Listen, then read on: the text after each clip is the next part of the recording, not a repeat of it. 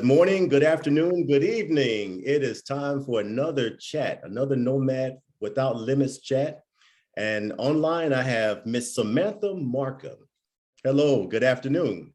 Hello. Hi, James. Thank you so much for having me and for being here. And of course, for all that you share. Well, thank you. Thank you for joining me.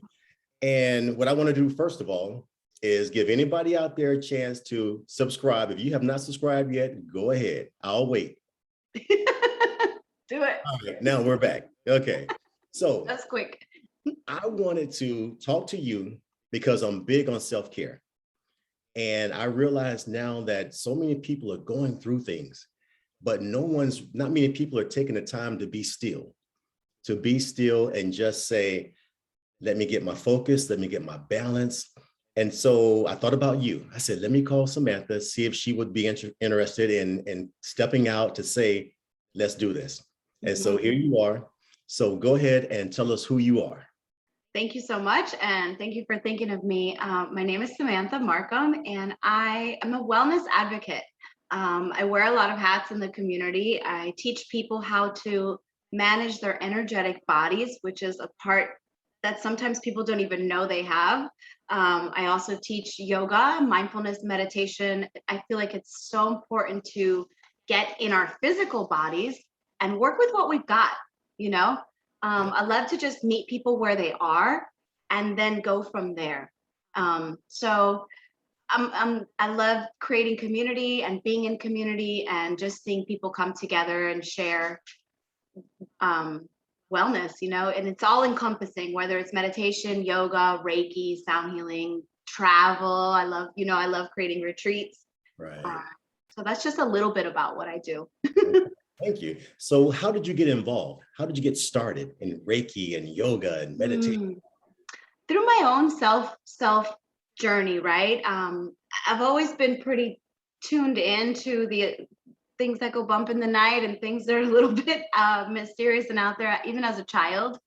I started my yoga practice through my own yearning to find peace in a life that was very chaotic at the time. I came from a martial arts background where everything's very hard and full on and very tough. And when I got on the mat for the first time about 22-ish years ago, I didn't think about anything else. And what really clicked for me in the yoga studio with the difference was that you could go as hard as you can and you can't master it. You can't do it. You have to pull back and soften.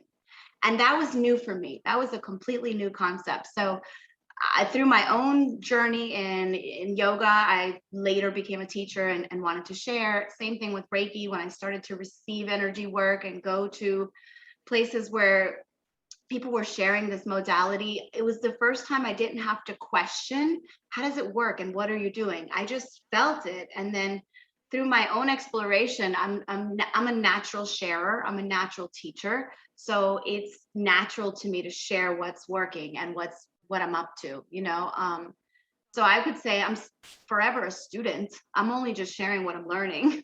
That's what I'm doing. And it's just been a long journey. Like many people, you through your own self-discovery, realize what's working, just been on that journey of self-discovery since a young age. I would say since a restless teenager, been meditating. Now, what exactly is Reiki? So Reiki is a Japanese healing modality that promotes stress reduction. That's in a nutshell what it is. What it does is it helps you move energy through the body. And so a lot of people don't even know that they have an energetic body. Our physical body is obvious, see it, right? We can feel when we're sore, when we're tired, when our muscles are achy, that's obvious. The emotional body, to some is obvious, to some is not. You could feel when it's out of balance or how you're feeling. The mental body is, everybody knows, the mind is busy, the mind is racing. What are we thinking? What are we feeling? And then about 3 to 5 feet outside of our physical body lives our energetic body. I think more people are in tune with that now than ever. What am I allowing into my space? And what am I emitting out of my space? And so Reiki helps you balance all of that out. Every human being is out of balance. Whatever. I don't care who you are. We're out of balance at some point. So Reiki just helps us move that energy and become more at balance. Also, deep relaxation, which is the challenge for people to access. So having a practitioner work on your energetic body while you just lay and receive and don't have to do anything brings you back into that natural state of being, which a lot of us have forgotten what that even is. Yes. You know? Yes, because we're so on the go now, and Mm-hmm. people just don't want to take the time or know how to take the time to just be still. I think it's exactly what you said. We don't know how, and we've forgotten, you know, and there's so many layers to that as to why or how, but it's really very simple to just, it could be so simple just to stop and just take 3 breaths, just 3 deep breaths before you speak, before you get out of your car, before you change scenes, whatever it is. Right. It could be so simple, but Right. So just learning to be in the moment. yeah, just to be present, because as we're all learning, and more so now than ever, we have no idea what's going to happen in the future.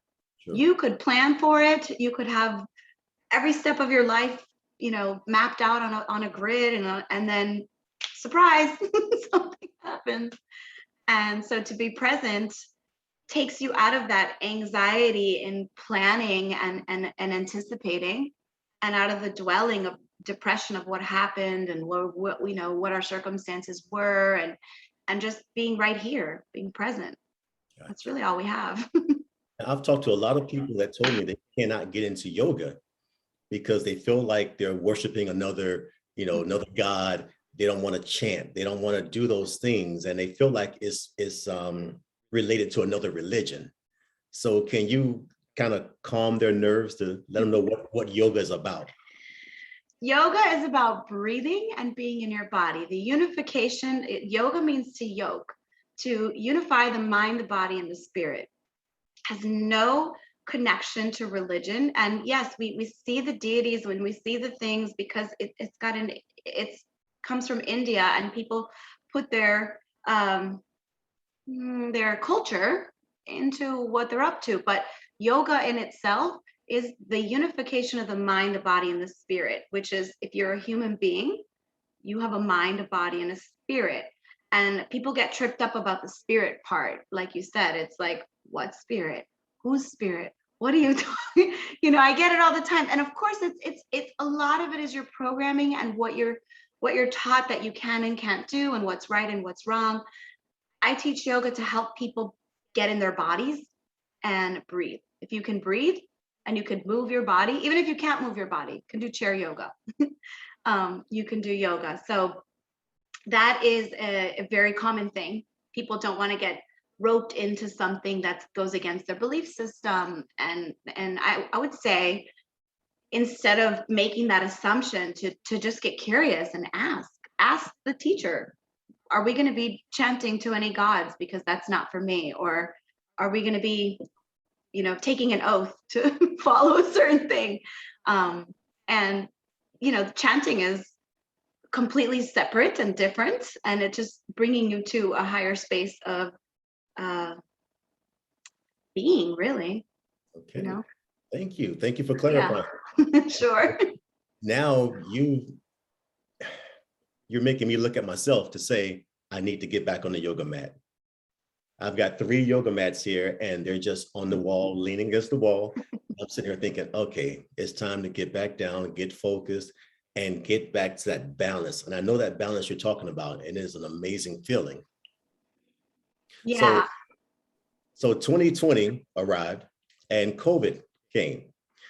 How did COVID affect you with your practice, with your business? Did it enhance you, or did it make you sit still for a while to say, okay, let me focus? All of that. All of that. One of my biggest takeaways from this whole time is my gratitude for having a practice, because I'm seeing so many people that don't have tools and don't have a practice and don't have a foundation, and they're struggling. We're all struggling in different ways. It's the human condition. But in terms of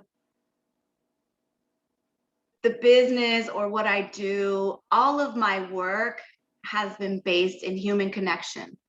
So the challenge for me was people becoming fearful of other people and the lack of human connection. And so that was like heartbreaking for me to think that we as humans now are starting to fear each other.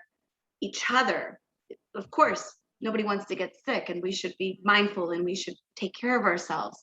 But to start to fear each other and like not come together, not hug, not make eye contact, not connect, that brought a lot of heartbreak for me in what I do. And so what it did was it made me sit and get really, really clear on how important the work is and how I could reach people in wherever they're at, whether it's online or in a community class, and continue to have the conversations instead of using the terms that are fear-based, social distance, get away. No, what's your comfort zone?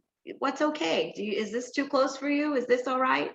And getting back into trusting ourselves and vocalizing what's okay with us amongst each other, right? And in terms of work, what was impacted the most was retreats, of course. Can't travel, can't go anywhere. There's all these restrictions. But as far as my work, I got a chance to pause like everybody else and get clear and discern like what's lighting me up and what's not anymore, and starting to realign. So for that, it was great. And reach more people online. I was hesitant and reluctant to do the online stuff. Now I think it's great, not to take the place of real human connection, but to enhance. And what I do love the most about this time is people had a chance to go inwards and pay attention to how am I living? What am I doing? And I'm noticing the people showing up now to classes, to workshops, they're ready. They're like, I know I need something. So I'm thankful for all of that. Yeah. Okay. You mentioned your retreats. Yeah. In the last couple of years, I've watched you go to Guatemala. Mm-hmm. I watched you go to Peru. Mm-hmm. The pictures were amazing. Okay. And I'm sitting here thinking, man, I want to go on a retreat with her. Uh-huh. Now I'm thinking, are your retreats only for women? No. Some of them are, and some of them are not. It really just depends on, when I create a retreat, it's what wants to come through. What is there a need for? What is the community asking for? And I do both. It just depends on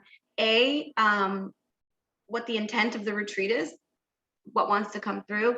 And B, when I do a retreat that's for men and women, I prefer having a man co-facilitating with me to balance that energy out and to hold space for those men, to have somebody to come to that can relate to them if there's something coming up for them.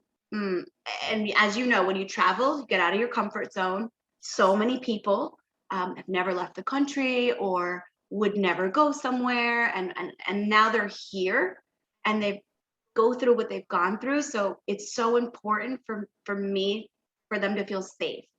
And not that I can't hold that space for a man, but it's better in my experience to have another man there with me. So then it just balances it out. So yeah, no, they're for both. You could come, don't worry. Hey, all right. Now, what was your first international retreat? Where was it? The first international retreat that I was invited to teach at was in Belize. I was invited to teach at the International Yoga Conference, teach yoga there, and it was amazing. From there, I've gone on a few retreats, and then the first one I did by myself, I did one in, I think, Guatemala. Guatemala was my first one by myself, solo, like facilitating. But I had been invited to teach in Belize and in Greece to be a part of these retreats, and just like a dream, So with your first international retreat, what did you take away from it? What was the most important lesson you learned? Facilitating or being on? Just facilitating. Facilitating. Yes. The biggest takeaway for me was how important it is to be authentic and how to show up how you show up. Creating a space for people to get out of their routines, get out of their comfort, and to witness the transformation that can happen in just a few days when you allow yourself to come out of that, was so impactful for me, just to witness others in that space. And it's just the importance of changing it up, changing it up, and to share with people that what they're looking at on pictures and social media and movies is accessible. It could feel far, like, oh, I could never do that. Right. But if someone went there and took a picture, you can too. So that's it. my biggest takeaway. And when I was able to, when it was all said and done, because when you're in it, there's all the stuff. But when it was all said and done and I was able to take that deep breath, it was like, wow, I did it. I did it. Yeah. So it was like, yeah, I don't know if that answers the biggest takeaway, but the feeling of it, It does. I think it's more, not as tangible. But so when is your next retreat? Are you still doing retreats? Yes. Thankfully, I was able to do one last year, which was, people were like, what are you taking people out of the country during all this craziness? I'm like, not everybody's watching the news. But anyways, I don't have anything in concrete right now because of the way things are changing so quickly. It's a little bit challenging to foresee how things are going to be. But I'm looking at May. I'm co-leading a retreat, possibly in Mexico. Really? Just because it's right now easy. There's no restrictions or anything. So Mexico, and then I'm looking at Sedona. I've never been. So I don't have one on the books date-wise, but coming soon. Stay tuned. Okay. Because I saw your post on your Facebook page where you're looking for suggestions. And I was thinking, man, Sedona sounds really nice. There's no testing involved. You just I said, okay, I can see that. You know what, James, what's interesting about that is, like, a lot of people will ask me, why don't you do more US retreats? It's so much easier for those that live here. The pricing, it's so crazy. It's like, you can go out of the country, and I love to make my retreats accessible for people. Right. And like, it's challenging in the US to scale it to a place where it's like, it works for everybody, just because there's just a lot of value in other countries dollar-wise. So I'm looking into it. I want to do Sedona. I think it's going to be fun and beautiful and powerful. So. And sometimes it's cheaper to go abroad. That's really what I mean. Yeah, that's what I mean. I was looking at it last year, pricing it, and I was like, we could just go to Greece. Not that one's more or less than, because people in Greece are probably like, I want to go to New York. So it's like, it's all relative, right? So right. Okay, so what has been the biggest challenge for you when it comes to being in the COVID era? What's the biggest challenge as far as with you? Because for me, it's sometimes I get so busy now, and you're thinking so much about COVID, and I'm forgetting to be still sometimes. I'm forgetting to turn off the computer, turn off the phone, and just be still. So I need to practice more of that. Yeah, I would say the biggest challenge I hear that so much, and it's what we're intaking, and like, COVID is just everywhere. It's like, everywhere you go, it could be the focus or the topic of conversation, unless you mindfully decide it's not. Right. And so then it takes us to access that discernment process, which is so valuable. Is it true? Is it kind? Is it necessary? Like, every conversation, is it true? Is it kind? Is it necessary? And you'll find that when we start discerning that, half of the stuff you're going to engage in, you don't. You're just like, never mind. And so I would say the biggest challenge through COVID is kind of what I said before, is breaking down people's fear factor and helping hold a space for people who are genuinely in fight or flight mode. They're living in this survival mode, especially people that are in the line of work where they are being confronted with having to make different choices that they didn't have to make before, or having to advocate for things, or finally speak into a space where it's like, no, this isn't right, this doesn't resonate, and breaking past fears. So seeing people now, people coming to me for Reiki, meditation, and yoga now, holding space now, is not like it was 2 years ago. They're coming to the table with a lot more stuff. And I would say that's one of my biggest challenges is to, which is an opportunity, is to continue to be relatable to people, like to continue to be able to relate. We live in different worlds. We all have different challenges. We all have different struggles, but we can continue to support each other so long as that we, get curious with each other and ask, can you think differently than I do? You've got a different thing going on. When did that start? How does that feel? So with every situation or every question or every conversation, you ask yourself, is it true? Is it kind? Is it necessary?